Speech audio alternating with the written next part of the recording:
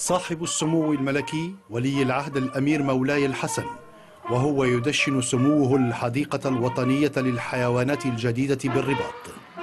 حديقة تمثل أنظمة أيكولوجية على شكل محميات طبيعية تأوي مختلف أصناف الطيور والحيوانات البرية، سواء المحلية منها أو المستوردة، والتي هي في طريقها للانقراض.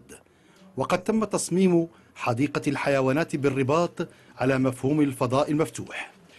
صاحب السمو الملكي ولي العهد الأمير مولاي الحسن يقص الشريط الرمزي إيذانا بتدشين هذا الفضاء الطبيعي الذي يمتد على مساحة 50 هكتارا، سيمكن من عرض جملة من الحيوانات بطريقة متميزة تحاكي المنظومات الطبيعية، مع تشجيع المجال السياحي والثقافي والبحث العلمي.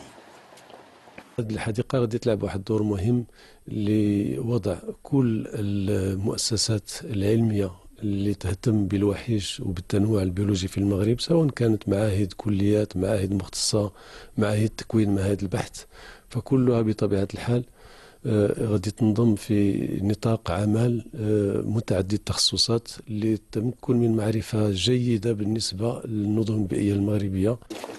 صاحب السمو الملكي ولي العهد الأمير مولاي الحسن، وخلال جولة سموه بالحديقة طلع على جل المرافق بها ومختلف أصناف الحيوانات، كما زار سمو الأمير ولي العهد مولاي الحسن فضاء النظام البيئي من نوع السافانا، ثم البركة المائية التي تأوي حيوانات من قبيل التماسيح وفرس النهر، إضافة إلى مواقع تشكل نظاما بيئيا للحفاظ على أنواع مختلفة من الحيوانات النادرة. هذه الحديقة تطلع بدور تحسيسي تبين للزوار أولا كل الفصائل الحيوانية اللي توجد بالنظم البيئية المغربية، وفي نفس الوقت تعطي واحد نبذة عن الحالة ديال هذه الحيوانات، منها الحيوانات المهددة بالانقراض، منها الحيوانات اللي حاليا في مأمن، إلى غير ذلك.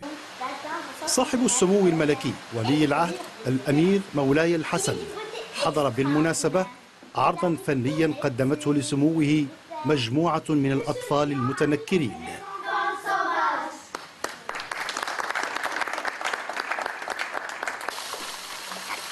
عموما فحديقة الحيوانات الجديدة بالرباط هي بمثابة فضاء طبيعي سيوفر ضيعة بيداغوجية ستمكن الأطفال أيضا من التعرف على ثراء المغرب في مجال التنوع البيولوجي للحيوانات والنباتات والمساهمة في التربية على البيئة. لازم سمارة الله يبارك المرسيدي.